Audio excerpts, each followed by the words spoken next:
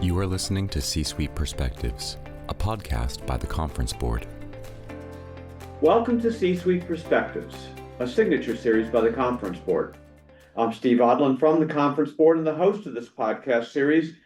And today we'll explore how water scarcity is rapidly shifting from a local environmental issue to a global structural business issue. Joining me today is Dr. Alex Heil, senior economist at the Conference Board. Alex, welcome. Hi, Steve. Thanks for having me today.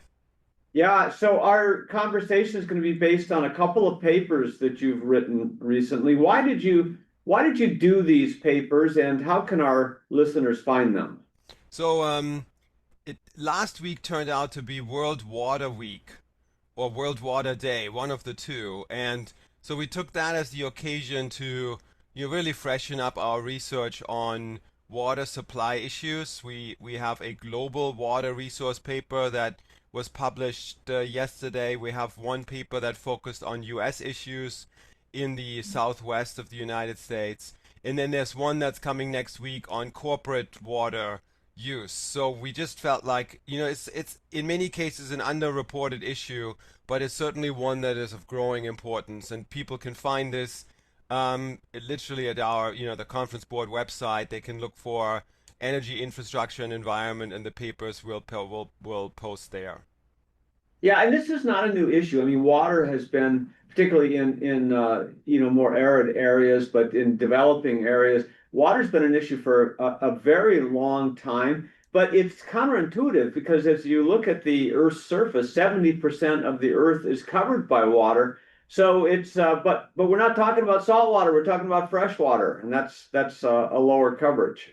Right. So if we're looking at just the breakdown, 97% of all water is contained in the ocean. So if we're talking about fresh water, we're down to 3%, and then we're taking out, glaciers. We're talking about inaccessible options. So really only 0.5% of all global water is somewhat readily accessible. Hence the the growing urgency when it comes to dealing with droughts and scarcity in general.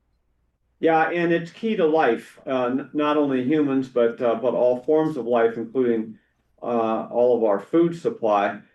You've talked in the paper, you kind of coined the term water bankruptcy. So we've moved from water stress to water bankruptcy.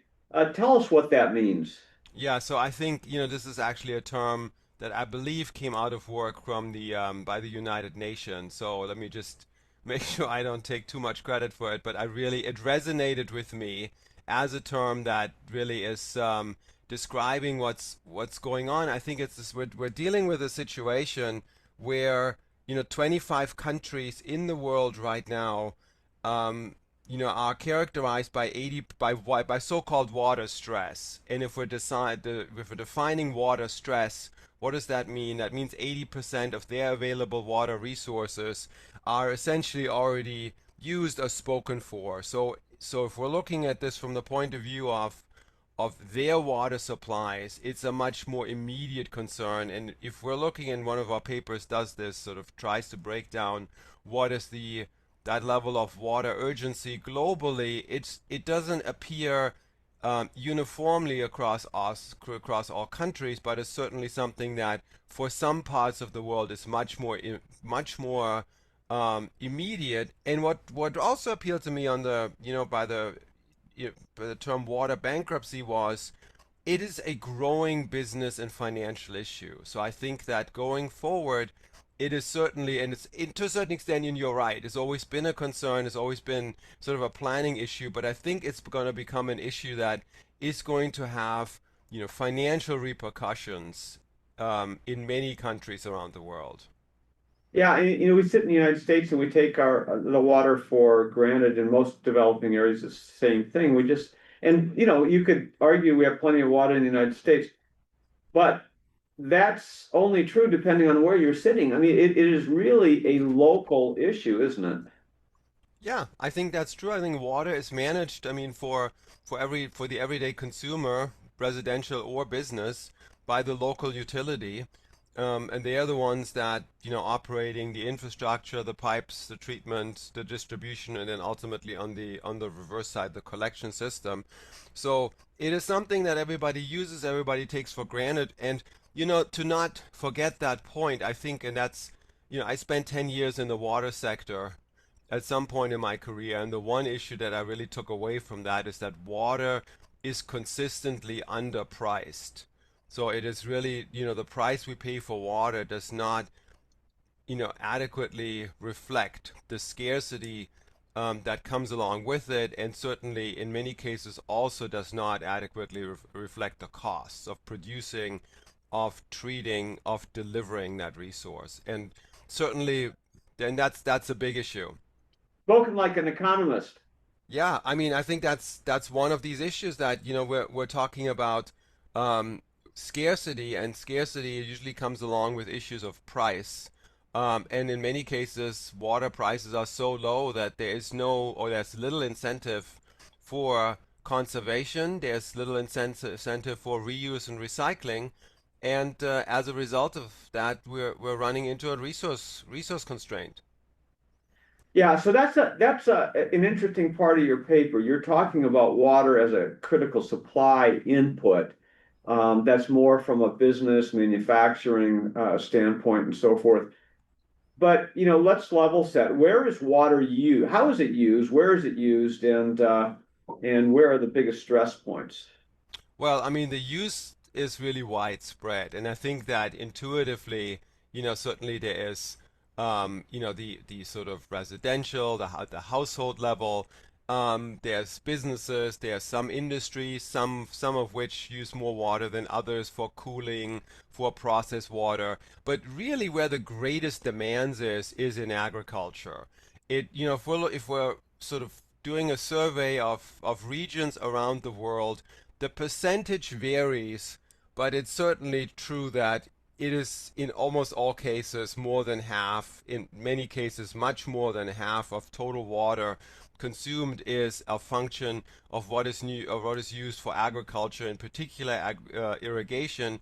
And I recall, Steve, we had this conversation at some point, maybe a couple of years ago when we first revisited this topic of water, but irrigation practices are inefficient in many cases. The way that water is used and that industry is inefficient. But if we're just, without talking about necessarily the operational aspects there, we're just talking about the quantities of water consumed, a lot of it is an agricultural problem. Well, it is, and so much of it evaporates in the course of transport from supply to fields, and on and on and on.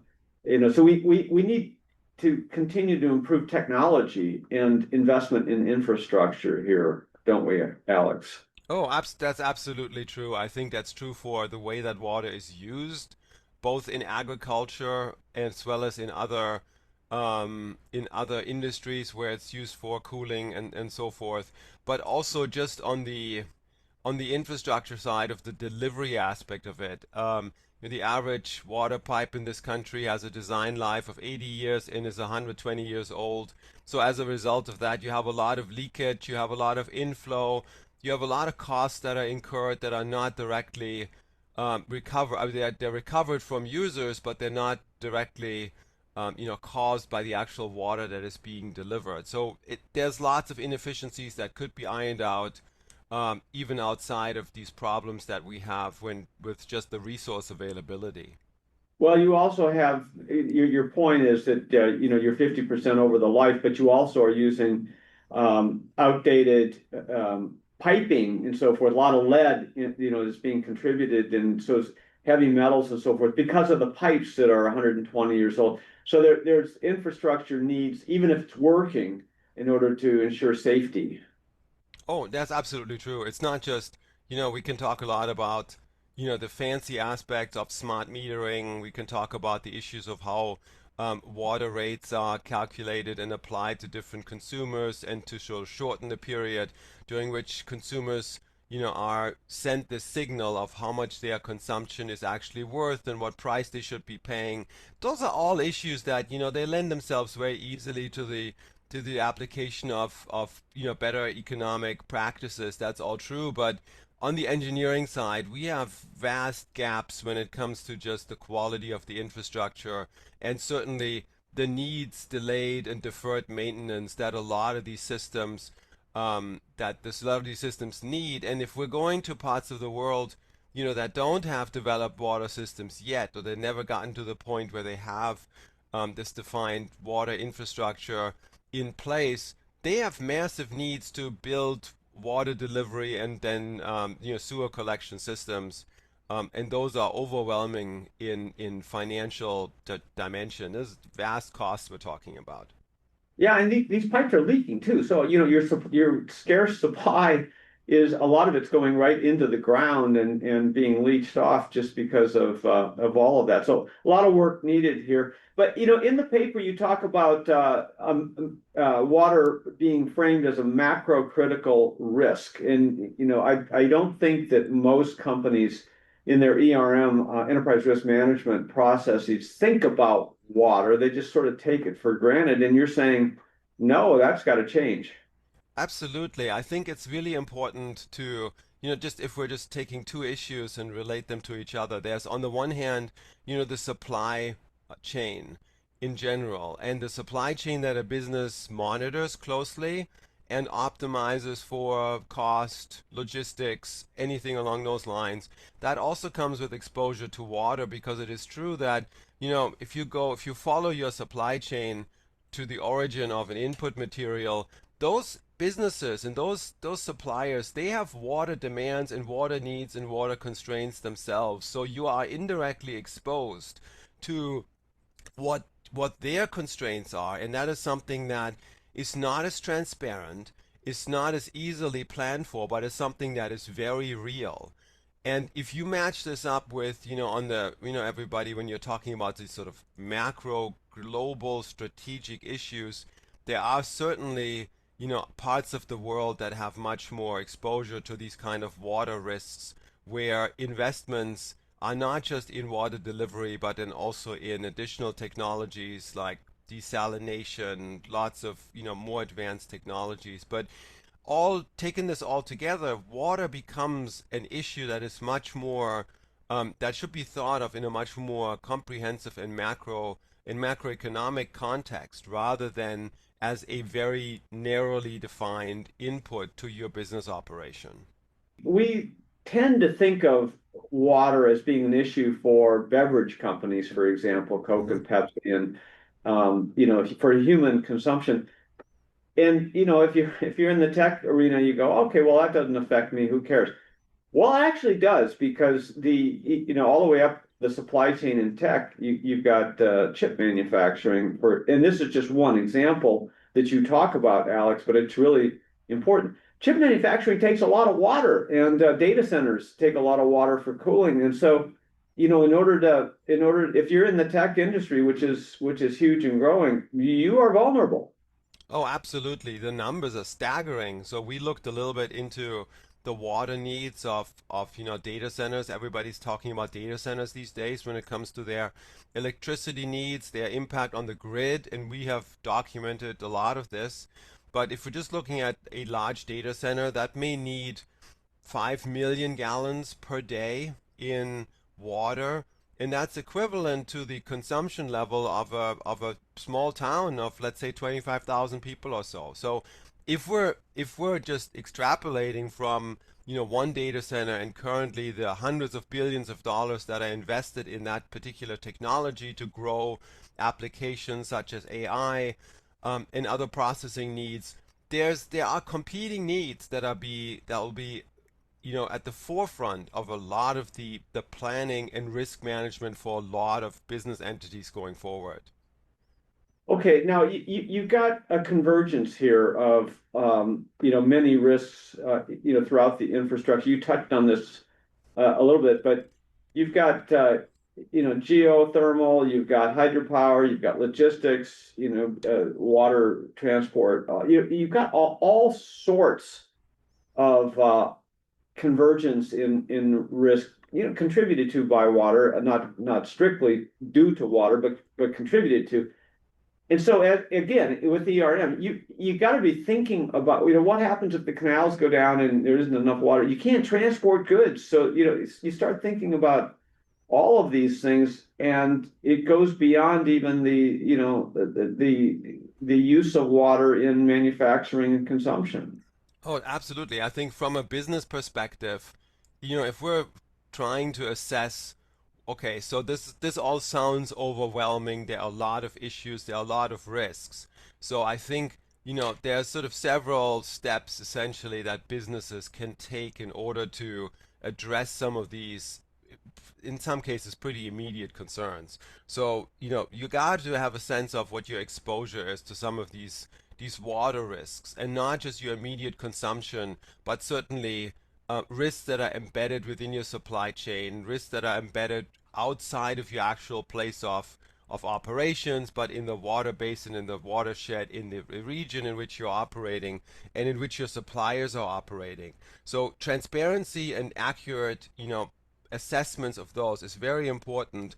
And keying in and trying to get a better sense of supply chains and their respective risks is important too. And I think from an economic angle, it's also important to just be aware of the economic value, the economic prices. So what are we actually talking about here? If we build in all these costs, and one cost in particular is the cost of becoming more resilient, resilience to some of these risks, resilience to be able to respond if there are these kind of constraints that are materializing in a much more immediate way. I think that's important, and resilience is both important from, what is this going to cost me, as well as how can I shield myself from some of these operational downsides so that I can keep my business going. We're talking about water scarcity and shortages and its impact on business and economy. We're going to take a short break. Be right back. What does the future of work mean for your employees? How will your company navigate the future of AI? Will there be a global recession? At the Conference Board, our experts translate the latest research and economic analysis into insights and real-time problem solving for your organization. Membership at the Conference Board provides your team with an assortment of knowledge from economics, marketing and communications, governance and sustainability, public policy, and human capital. As a member, you'll have access to our center experts, member-exclusive events, data and benchmarking tools, and peer sharing that will help you understand the present and shape the future.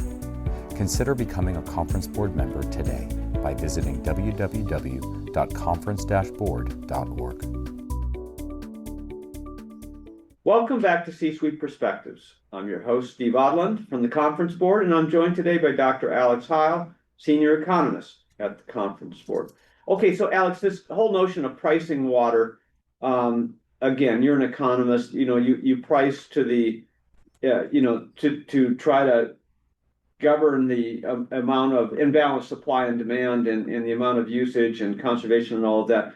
But you've talked about how it's systematically underpriced. You mentioned that earlier in the podcast. Well, what would change if everything was priced in balance and priced into capital allocation? What would happen to the cost structure of American business? Well, I think, some of the, I think just the natural extension of saying, oh, water is underpriced, that, well, if we were fully pricing it, that some of these costs would certainly go up. But I think it's also fair to say at the same time that if costs, and as actually I should say, if prices were aligned with some of the more immediate use characteristics. And just to give an example to the audience, there's a big difference between indoor water use and outdoor water use. So filling up your swimming pool or watering your lawn should essentially come at a different price point than using the toilet or taking a shower. And I think the same applies to certainly business operations when we're talking about businesses with varying degrees of demand peaking. So in other words, there might be a business that just simply turns on the tap and runs water demand 24 hours a day, and others that are much more, they have peaks and valleys, they have spikes in their demand. So the utility needs to provide capacity to accommodate those peaks, but then that capacity is idle for many hours during the day. Just incorporating pricing with those kind of demand characteristics in mind, could bring cost recovery for them closer in line with how much it actually costs to provide that kind of capacity. And I think that would be a good way to create more transparency for users on how much the resource is actually worth and how they could be cutting their costs by implementing greater efficiencies and bringing the sort of point of use closer to the point of payment would help with that as well. You wrote a paper previously called "Running Dry: The U.S. Southwest Water Crisis," which is really important. That seems to be the nexus of our of our current water bankruptcy in this country anyway. And the water you talked about the water situation along the Colorado River. Talk about that. Yeah, so the Colorado River, anybody who's been out west in the United States has sort of encountered the Colorado River. It is a main water resource for, what is called the upper and lower basin states. So that's Colorado, New Mexico, Utah, Wyoming, the upper basin, and Arizona, California, and Nevada, the lower basin states. And over time, the agreement between the states is from 1922. And not surprising, the quantity of water that has been flowing down the river essentially has been falling because of drought, because of greater heat waves, more volatility, less snowpack, various issues that have contributed to that. But the allocations have not necessarily changed. They were revised a few times downward to reflect some of this. But we're really talking now about a system in which 7 states have greater water demands than what the river can actually provide.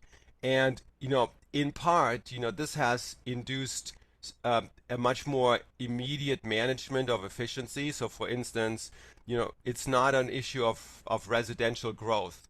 Las Vegas doubled its population, but actually lowered its total water consumption because of efficiencies and what they're requiring users to do, and what kind of constraints they're placing on water use. But at the same time, again, coming back to the notion of agriculture, a lot of agriculture is the main draw here, and is agriculture. We've all bought item strawberries from California, and those are the ones that directly depend on Colorado River water, and that's going to be much more difficult to sustain going forward. I think the related fact to this is the Colorado River is a river that actually never empties out in the ocean, because by the time it gets to the ocean, it's dry. Yeah, and that used to be a seasonal issue, and it's now structural because of what you said. It gets used up. There's nothing going through, but it then creates not just a topical ESG kind of risk, but it's a core business risk in that entire region for as you said, agriculture, mining, all manufacturing. I mean, people are trying to put chip foundries there, and there's no water. So you've got to think about all these things. Yeah, and I think I think what is sort of resonating most with people are the 2 big reservoirs. If you're taking, for instance, you take Lake Powell and take Lake Mead. Those water levels in those reservoirs, they are probably currently at 25 to 35% full, and that's going to be a problem, because at some point there's not going to be sufficient water anymore to operate the turbines to generate electricity at the dams. So that's called the condition called power pool. But then also, if this gets worse and the water continues to drop, at some point there isn't even enough water anymore to make it over the dam, essentially, right? Through the system of passages inside of the dam for water to run downriver. And that's at that point, we're then looking at really an entire water-based economy in those 7 states that is going to be severely questioned just because there won't be any water. And we've talked about a few industries that are most impacted. Just kind of run down your list of all the industries that should be thinking about this. Yeah, so I think the way to think about this all is there's water consumption, there's water withdrawal, right? So withdrawal basically means if you have cooling needs and you extract water from a water body, and then you discharge it again into the water body, you might have high withdrawals but very little consumption. And consumption means you know, a brewery that fills bottles with beer based on water, that has much higher consumption. So I think what we're seeing is, you know, water utilities certainly have high consumptive rates because they are delivering water to consumers. We have a lot of these, in some cases, tech businesses that draw on water resources for cooling, and the water evaporates and actually doesn't make its way back into the water body. So that can also mean high consumption. And I think there are sort of some of those businesses that would, you know, for water processing in heavy industry and so forth. So I think um, we need to be aware that there are differences, but I think it all, you know, the water delivery itself is certainly the largest consumptive category when it comes to water use. And that also then by extension includes water that is used for agriculture. Those are really the main users of Colorado River water in that case.